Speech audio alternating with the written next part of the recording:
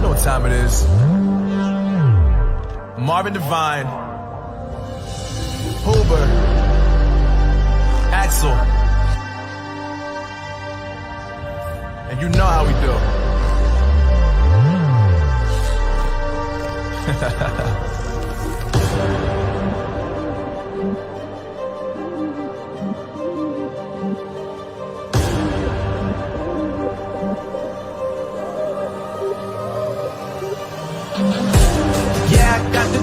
Yeah, I got the juice. Big game cool, make them look like cool. Always play cool, that's the biggest rule. Forget what they doing, keep on doing.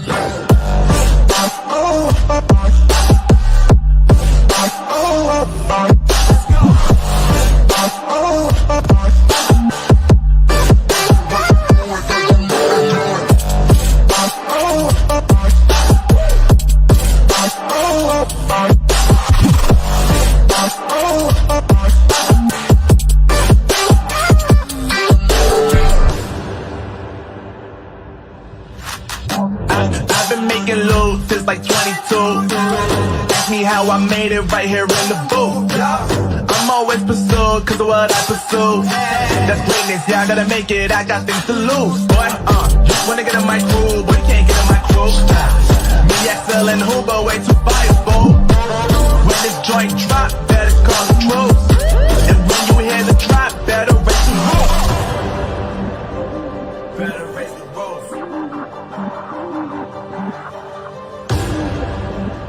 You already know what happens when we when we link up. Let's go. Yeah.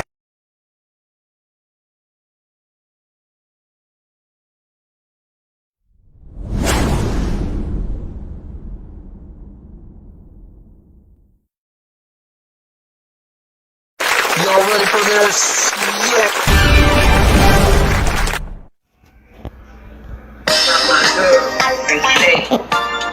This is the Lisa Baxter Show, giving you the 411 and the kidney one.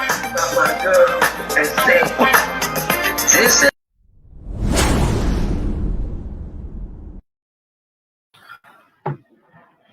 Oh my goodness. You hurt me when you stick me. Maybe you need to slow down. I mean, when you have to stick me and everything, because I mean, it's already a 15 gauge needle, and I'm trying to do the right thing and sit here because I need my treatment and everything. But you stick it in hard, you jug it in my arm, and I don't like that. I don't have to like that.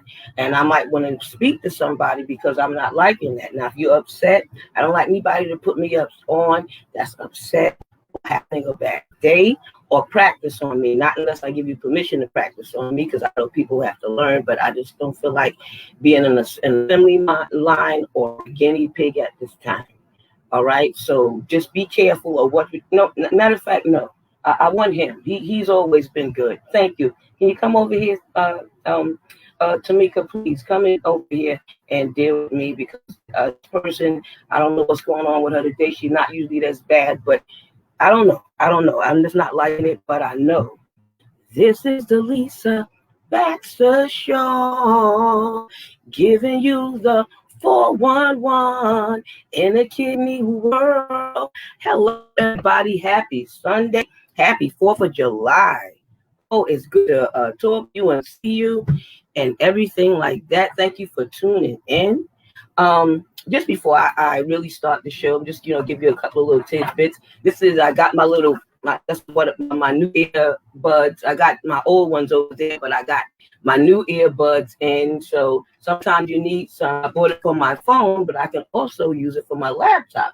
So that's good news, right? And I had something else I wanted to show you. Oh, sometimes when you're trying to move or consolidate stuff in the house, this is always good to put your clothes and stuff in and then suck it and make it skinnier or smaller just to make room.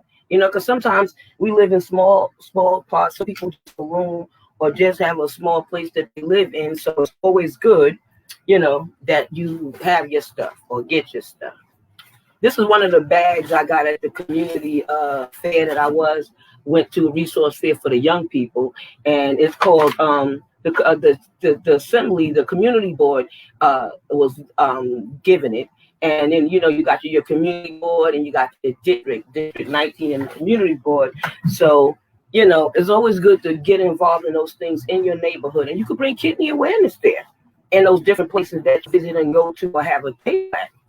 All right. And this one is Cypress Hills. All right. Cypress Hills. And they help with a lot of stuff, jobs, apartments, GEDs, ESL, a little bit of programs that can send you.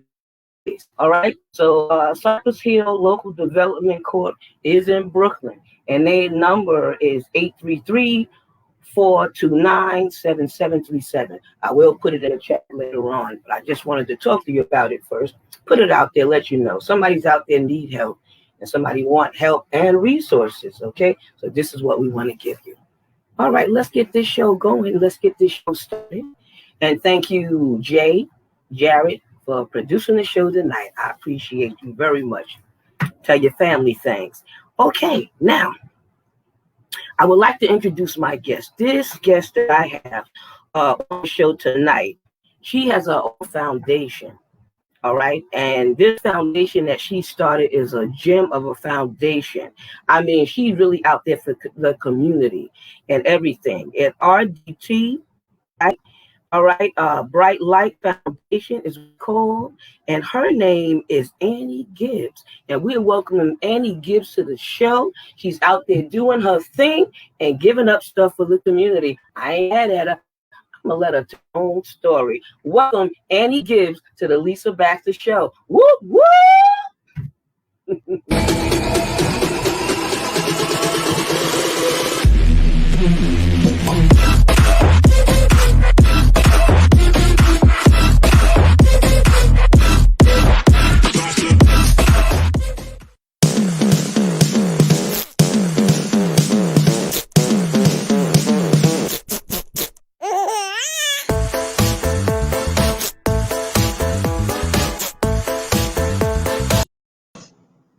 Hello, Lisa.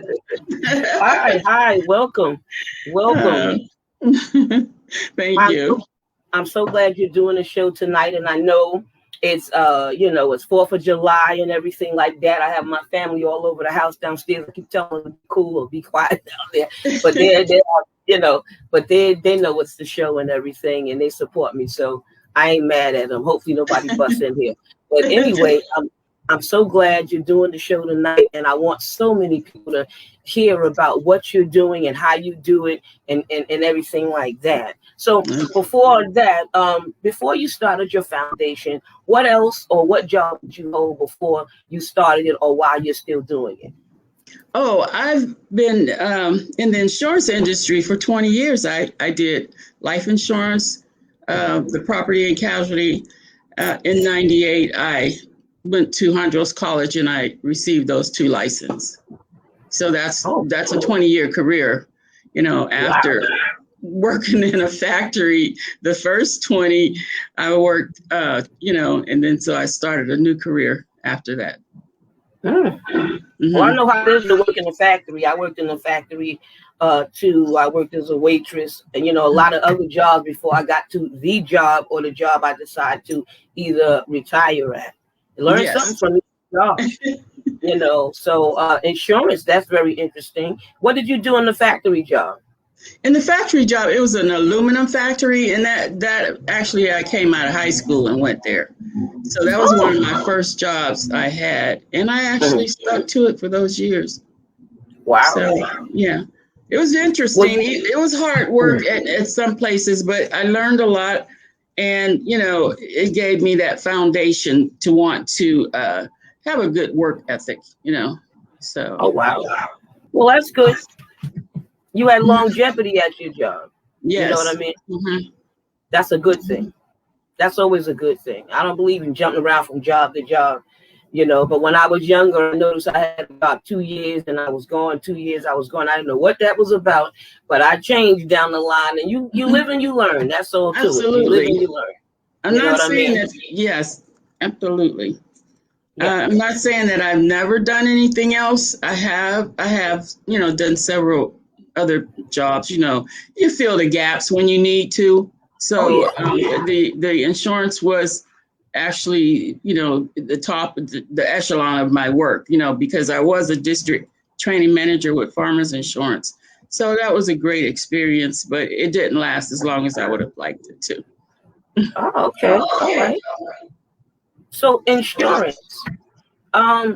Tell us what you do with your job that you're holding down for the last 20 years with the insurance before we jump into the foundation, because I'm definitely riding up into that foundation. Well, the insurance was actually very interesting. I'll tell you what, it was hard work as far as I would say traveling without a GPS. I got lost a lot. So from 20 years ago, we didn't have that luxury. So that was one of the, challenges of insurance. But I loved doing insurance. I just loved insuring people who just didn't understand it, and it's really good when you can explain things in layman's terms where they understand it. Insurance is very simple. It's very easy. You're not making me rich. And so it's better to just go ahead and take care of your family in that aspect. Get a term policy until you can afford to get a whole life policy. And a lot of people think that, I'm not going to get a $200,000 policy. Somebody might kill me for it. But, that's just myth, but people do. But, just go ahead and insure your family, because there's so many ways to insure your family at a minimum cost. It costs about the amount you buy a soda every day, 30-some cents a day, 50 cents. So you could start out with a term policy, and over time you can change that to a whole life where you collect, you start to accrue interest, and you have a bank account. I call it like a bank account, because if you could run into trouble, you can go ahead and borrow from that. And people don't understand that there's so many ways to become healthy as far as the finances. You could save $1 a day or $1 every time you get paid, $10, whatever. But those are the types of things I'm trying to teach people in the community, so that once you have a tragedy, it's not so devastating because you don't have insurance. And I've seen it over and over and over and over again. So that's why, this insurance business it's a good business. It's not only about investments and stocks and this and that. It's about insuring your family and keeping them safe in a time when you may need it. We don't want to talk about is important. Yeah, we don't want to talk about it. Nobody wants to talk about the elephant in the room, which is death. But we're all going to go there. Yeah, of course. I took them out because I was hearing a little feedback, but I didn't know if anybody else could hear it. So if there's a problem after that, then I would have to put them back in, But it's only a 30-minute show, so I'm not too worried. I'll just talk louder if I have to. But anyway, all right. So yes, insurance is very important. We all need it. So whether it's life insurance or insurance for your medical, to be able to see a doctor or what have you, it's very, very important. And a lot of people will, you insure your house, you insure your car, no problem. You're insuring motorcycles and what have you. But what about your life? They don't want to do life insurance. But I understand that, things are kind of tough in certain areas, like our location. We had the steel mills and we had General Motors, all that's gone. People don't have 401ks. They don't have savings. So when a tragedy strikes, GoFundMe. And I don't like that, so GoFundMe is good, because it's a backup, but we shouldn't think of that as an insurance policy. It's not, so that's some of the things. These are some of the things that have motivated me to start the business, start the foundation. So. Well, you had to get started or get an idea from something or somewhere. You know, so all right, so we're going to talk about that then, because you help people that deal with bereavement. You help people that has lost somebody. You know, that's a big thing. A lot of times people don't always look at that, but that's a big help too. You know, It whatever is. help you do or resource you become or you are to people or to your community or church is a big plus. You know, it's a big plus, and that's why we want to put it out there. We want people to know about it. So RDT, Bright Light Foundation. What made Yes. you start that and how you started it? Okay, good question. The RDT is the initials of my son. I lost a son in '95 to gun violence.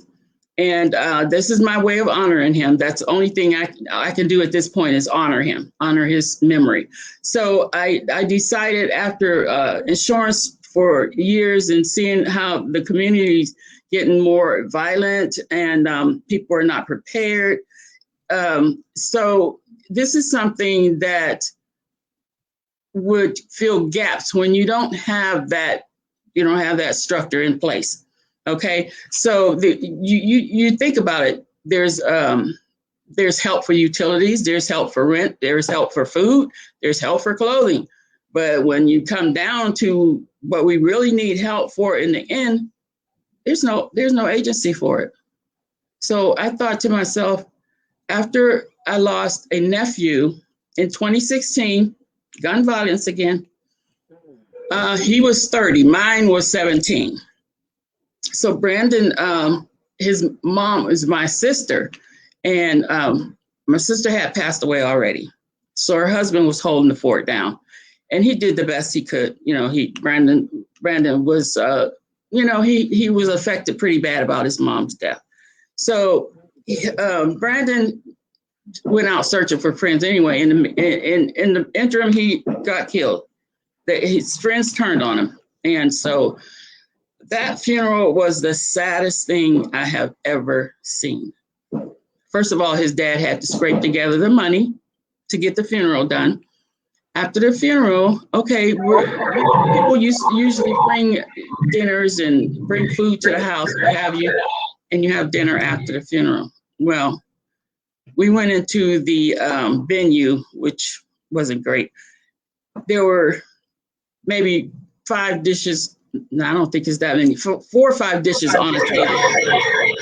People are pouring in, wanting to sit down and have a buffet dinner. I mean, have, a sit-down dinner, what have you. The repast to me is kind of important because it brings the family together. People that's been out of town, haven't seen them in a long time. It's a social, sort of like a social thing, but it's kind of a necessary part. And you want to bury your family, you want to give them a dignified burial. So that really touched me. And I said, I can't do this again. I can't see this happening. Enough is enough. So therefore, it came to me, let's do something about it.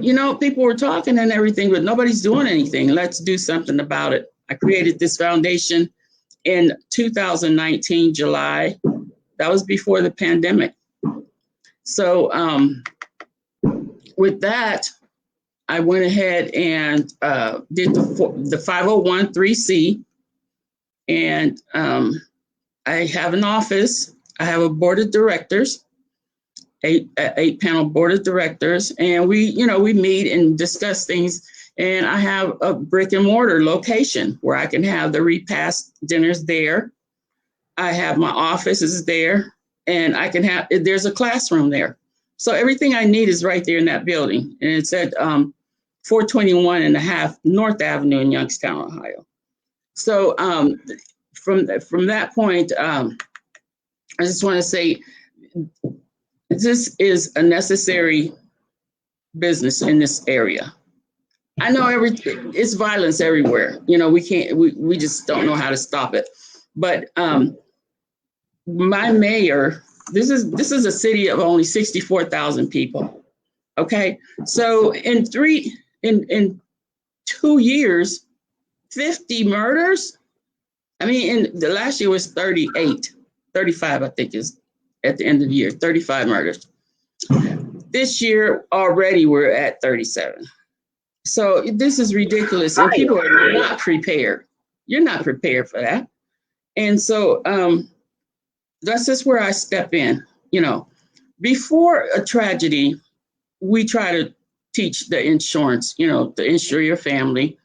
You ain't saying anybody's getting ready to die. Just insure your family just to be safe and comfortable. And like I said, you can insure a whole family off of one person. For instance, if I had 5 kids, they're free riders. You just pay your insurance. The kids are free in most companies. Some of them, no, they might charge a little bit. But yeah, so we want to be insured. I had a cousin that had to bury like 4 of his siblings. And, that's hard. And so I wanted to put it out there that there's an agency you can come to learn how to do this. And, I can send you to a great insurance agent. I'm an agent myself, but I'm not selling anymore. I'm teaching. So with that being said, we can also, before any tragedy, just classes, basically, financial classes. And I called in some people from the bank or wherever, financial institutions, and they love to just do a day class for you. So during a tragedy, what we do is try to step in. Now, this is something that I want to propose to funeral homes, because that's the only way I can track things and know that people are being truthful. I bought flowers for a family, and the lady said she was indigent, and here she had a $10,000 policy. So I want people coming in, taking money from other people. And when they can, when I can help someone else, you're taking money because you don't want to pay it out of your, policy. So that is that part of that. And before you finish, do you have a website or anything that people could go to, or maybe even an email, or, where the classes are or how they started or something? Put that out. Absolutely. I have my website is on Instagram, and it's the RDT Bright Light Foundation. So that's what you click into. There's places where you can find my number. You can leave messages.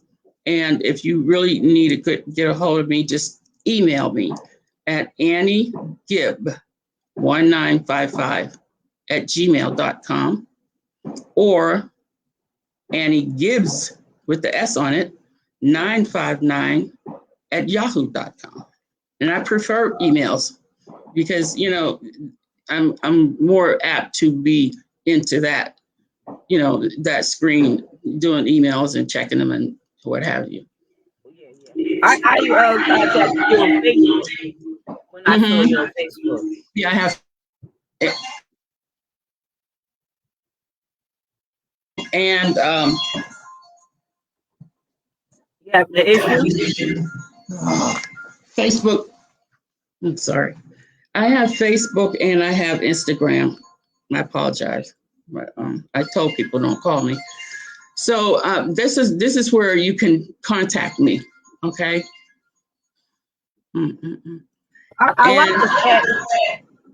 Okay. And feedback whether these things is in or not. I'm worried about that a little bit. Okay. But I see the things circling. I'm having issues with the internet and things like that, but I can't tell what's going on. But I would like to say that I like what you're doing, and I like how you're doing it. That the people that don't have money for these things or can afford these things, you are doing your best to raise money and to put money out there, and that's a good thing. You got to get people that maybe some don't have any food, even though we are known to have the food together if nothing else is together. But you never know. Sometimes people can't afford flowers. You see, that they, people don't have flowers or unmarked graves. What is that? Potter's field. When they don't have food, they have to put them in Potter's field. So, you have to take care of life just like I guess you take care of death. And it's a hard pill to swallow, and sometimes we don't want to hear it or know it, but I had to prepare myself for the same things, you know what I mean? To even be buried next to my husband and things like that. I forgot he had gotten that plot for us a long time ago. Oh, and where his mother's in there, and he's unfortunately in there with her. But I'm just saying, you just have to prepare these things like you prepare for your children. Everything need preparation. Exactly. But I love what you're doing. Do you have any main a success story or a story that touched your heart that you would like to say or talk about? Oh, absolutely. I have a ton of stories, but believe me, after 20 years in insurance, you have stories. Okay, so the reason why, you know what, I didn't even introduce myself as, let you know about me. I have 2 grown-up children. The one was deceased. I was divorced, married 8 years. Okay, I consider myself a community activist and a life coach. And also I consider myself elder advocate because I help the elder a lot as well. So that's all part of my business. But back to the business. Now we also will help people with tombstones. We're working on grants. So if these grants come through, that's part of my plan is to be able to help people with whatever they need through the gap, fill the gap in the funeral portion of it. I can't pay for funerals. That's just like too much. But I'm thinking, in my business plan, I have that we would pay for anything that would lead you to be able to just close those gaps. Clothes for the deceased, flowers, tombstones, the repast dinner, that type of thing. Okay, so that's what we do as far as the, when the tragedy strikes. Okay, so I do as much as I can. I actually set up these dinners myself. I did 8 already this year. I mean, since I started, I did 8 repast dinners. And, it takes the stress off of the family. Excuse me? Yeah, it takes the stress off. Sorry, I saw the. That's time that you can spend with your family. I saw it.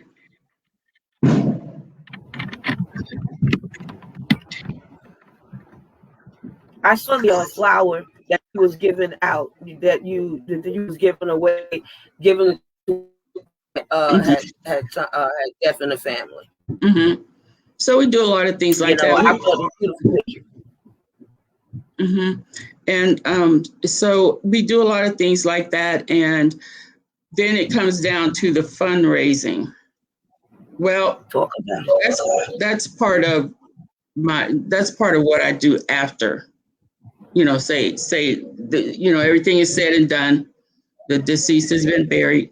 This person is going to be sitting around sad, maybe isolating themselves. And, that's the time when you need to step in and try to bring that person out of their shell. Bring them out. We've done so many fun fundraisers. I did a paint and sip, which was fun. It was a football themed paint and sip that got everybody coming out, and, the people who lost loved ones. Matter of fact, I had a friend that lost 3 people. As a matter of fact, her family is just dying off. I mean, 3 close people, her daughter in February.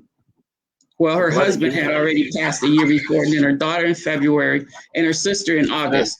Sister died in 5 months after she found out she had a brain tumor. She died in 5 months. That was one of my best friends. That's the very first paint and sip, the very first repast that I did, and it was really nice. And I just did it because it was her, my best friend, and she only had 2 daughters who were young, and they didn't know how to go about this. They was just going to do nothing. So that was very much appreciated by our family. And then, if you need that service, which I wanted to go through the funeral homes to put that on as part of their package, but I'm not having a lot of success with that right now. But I have another funeral home that I think he'll listen, I don't want to take anything from them. I want to enhance their package. So another thing is after these deaths or, bereavements, we have networking. I take people out to a game room and they play games and they love that. And we have like a dinner, we have lunch while we're there.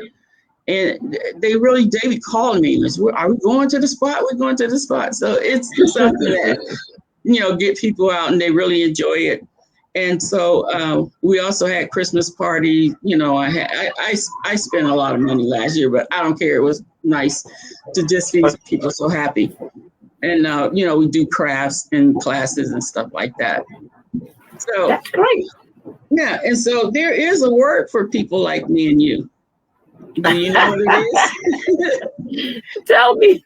It's called altruistic personalities. Altruistic. Mm-hmm. And the definition is a person. I mean, let me just say what it is now. It's a person, the act of giving of oneself out of a genuine concern for others.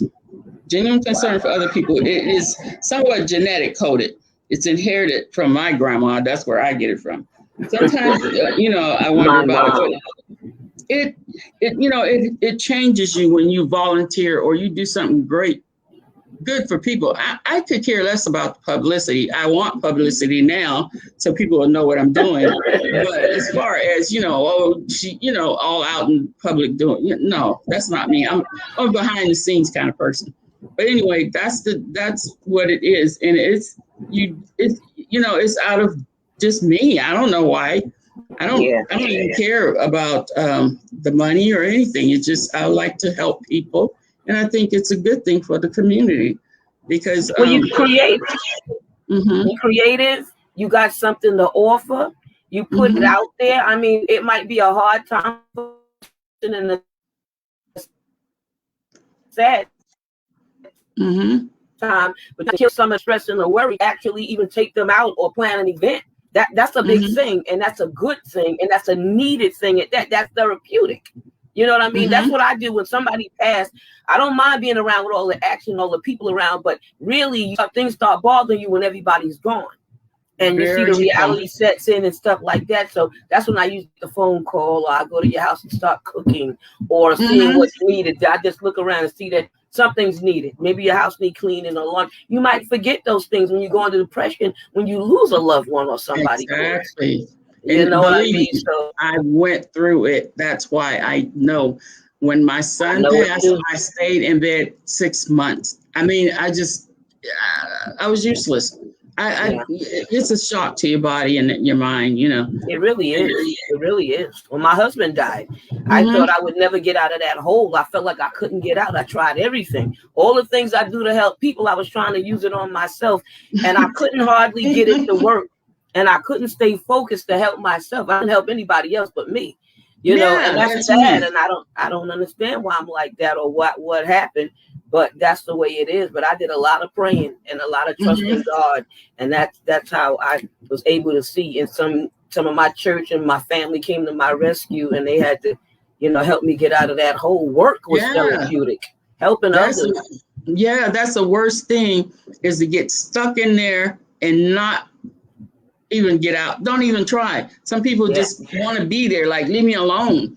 But this is why I do this, because I know from my own experience, if I didn't get out of that bed and go do something, I don't know if I would have been here, because I mean, it was that hard. It was hard. But I've helped my friend. She, she's just so happy a person. She lost her daughter, and her husband and her sister, all in a 2-year period. That's hard.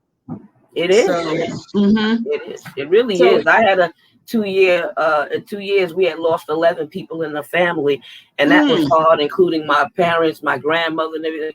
And that was hard. And I tell you, you really got to push yourself. You really got to pray. You got to take everything to get your mind straight and your life back, because it's not always easy. So organizations and foundations like yours can be a true blessing to the community, and it already has. You know what I mean?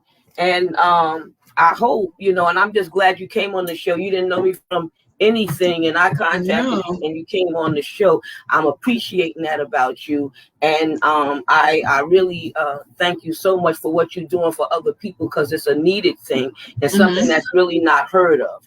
And if I can help in any way to get you more connected with this or grants or anything like that, I'm a resourceful woman.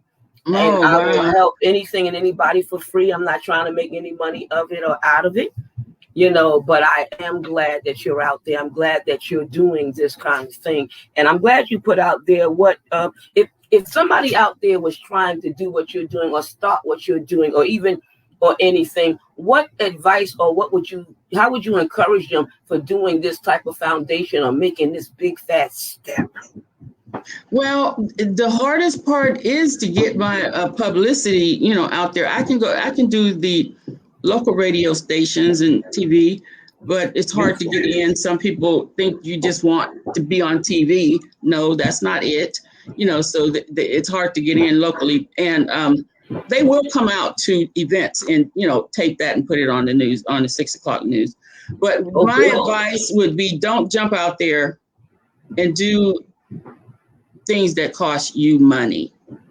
Because, I mean, you have to pay, you have to spend money, true enough. But I did things like a TV raffle, which didn't make sense. I didn't have to do that because it's COVID, put a hatchet to it. I thought I thought I could make a lot for the foundation, just raffling off one of those big 55-inch TVs. It ended up, I had the YWCA gymnasium for 100 people. And it ended up, they didn't want no more than 25 people. And I couldn't get on Facebook soon enough to do a live raffle, you know, I ended up really losing on that deal. But it's my passion. I don't care if I did lose the money. It's a way of getting my name out there. People know that you're sincere. If you're spending your own money, you have to be sincere. And I am sincere. And I want this business to, thrive, because I had a friend. You talk about stories now. I had a friend. She passed away. My goodness. Her body sat in the morgue until they threatened somebody in her family, come get this body and bury her. The person didn't have but one or two members left in her family. So things like that, you know, there needs to be a place you could just go in there, talk about it. But I don't want a stampede of people thinking I'm paying for funerals, you know, but you have to have support for people when they're down and out, you know, they have nowhere to turn. You know, and that's really the reason for this.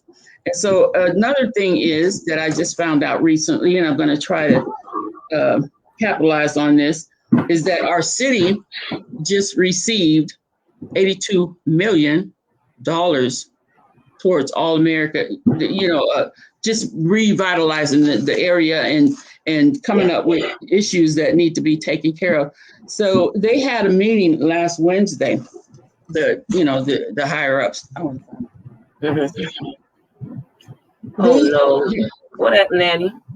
I'm about to end the show in a little while. So I'm trying to get you. Oh, you need something to drink?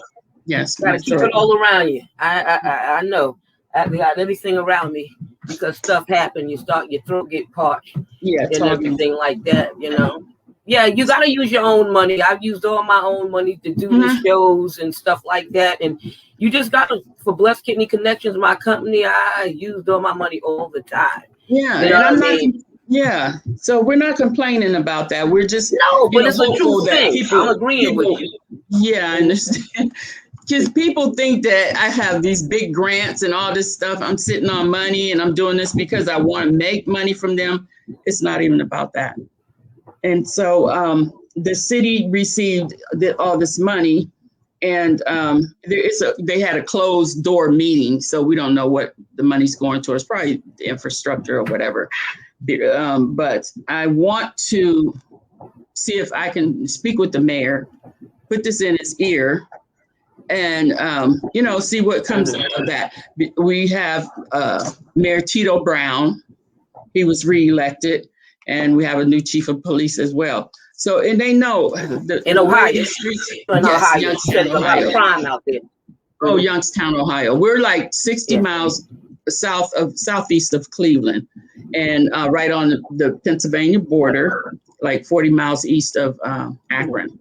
And for a little city like this, it's challenging for these police to do this, and they're trying to get more bigger police force, So we have a new chief of police, so hopefully he can get a rap on this. But in the meantime, I'm going to keep pushing forward. I put out a lot of donor letters. That's one of the things I do. I sit down and I'll do a lot of donation letters and all these different fundraisers. And they're fun to do, so I don't mind doing them. I have fun doing the fundraisers, but I do need support from the community. I need people to know this is a serious business and that we need to take care of our own, so they don't have to humiliate their family going online, begging for money for their burials and stuff like that. Yeah. So if you have that locally, and I guess they do what they gotta do. Yeah. And they have no choice. You want to help. You want to be added to that to help other people. Now, if you had to give a shout out to anybody, who would you give the shout out to? And if there's anything we didn't mention before I end the show, Well, I just want to give a shout out to Youngstown in general. I love my city and I want it to thrive. I want, there's a lot of people that are doing small things. They're trying to help. And, we have a beautiful city here. Youngstown is in the middle, but there's suburbs all around, like 5 boroughs, you might say. And people want to stay in the city now, and it's revitalizing. And so I want to give a shout out to Youngstown. I want you to understand that this is a serious business. We need to try to grow here so that whenever someone needs help, there's help to be had, And so, that's basically my story. I just wanted to be sure that people would take the business seriously. And it is my son's birthday, so I want to give a shout out to my birthday boy up in heaven. His nickname was Tutu. And he was born July 4th. Almost didn't get here because his cord was wrapped around his neck, and I had to get a C-section. But I had 17 beautiful years with him, so I want to just say happy birthday, my son. Wow, happy birthday in a heavenly place.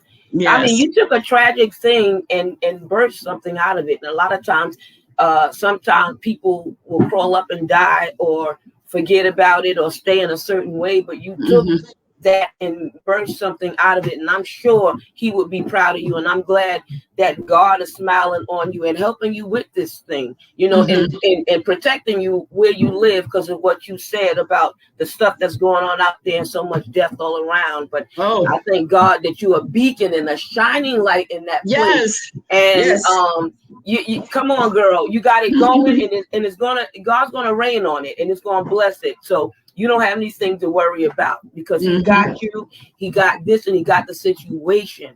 And I just appreciate you coming on the show and being bold enough to talk about it. You can't worry about people, what they're going to think you taking the money or whatever. Because one thing about grants and stuff, they make you give proof for everything that you spend in coin. Absolutely. And, so nobody can shovel it anywhere because they are looking. They say big brother looking, big brother, big mama, big papa, everybody.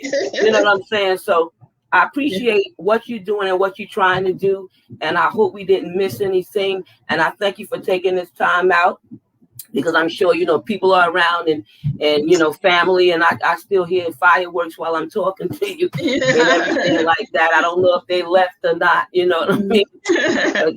But family and friends of my nephew and his girlfriend. So I thank you again for being a blessing to other people and letting people know about it. Sometimes you just got to be seen. Some stuff is under a rock. The rock is lifted.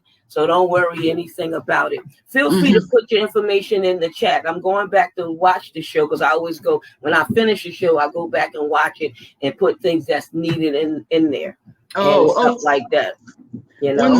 One more thing. I wanted to show the brochure. I have started a little. All right, bring it over so we can see it. Yeah, okay. I started this part of the compassionate friends. See that? Compassionate friends. That is for people to come in and just like group sessions. And this is just something we do, every month. And people can come in and tell their story, get it off their chest, or what have you. And so I send these brochures out with my donation letters, and like you need not walk alone, like that. And I do want to shout out to my buddy Rob. This kid right here, he put on a tattoo flash for me and donated money. Rob Comer. That's a good idea. There's so many things that could be done. You know what I mean? All kind of stuff besides raffles and talent shows. Sometimes people just heart bleed and they will just donate and give. Yes. This kid's his card was at. I just called him, and he said, "Oh, that's great. I would love to do a flash. They call it a tattoo flash. They give $5 at the door for me." And then each tattoo he does, he give me $5 out of that. And they gave me a nice donation. So I wanted to shout out. Amen. That's beautiful. That's all right. Shout it on out. Shout it on out.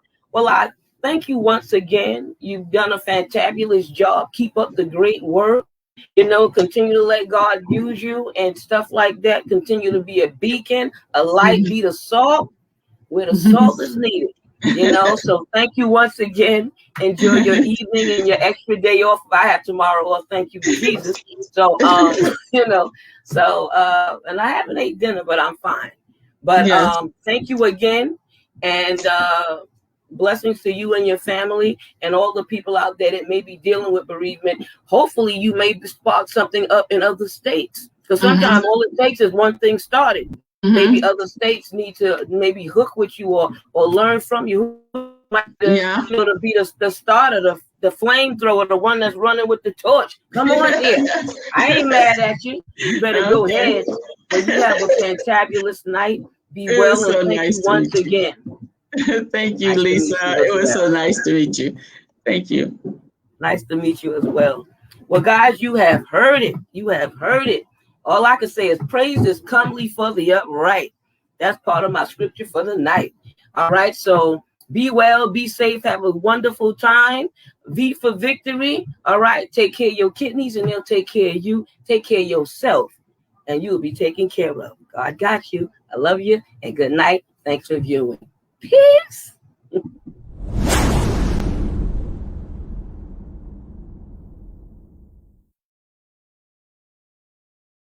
Y'all ready for this? Yeah.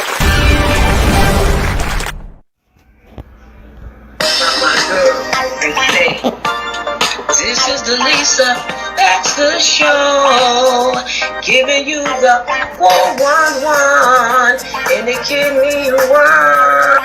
About my girl and say, this is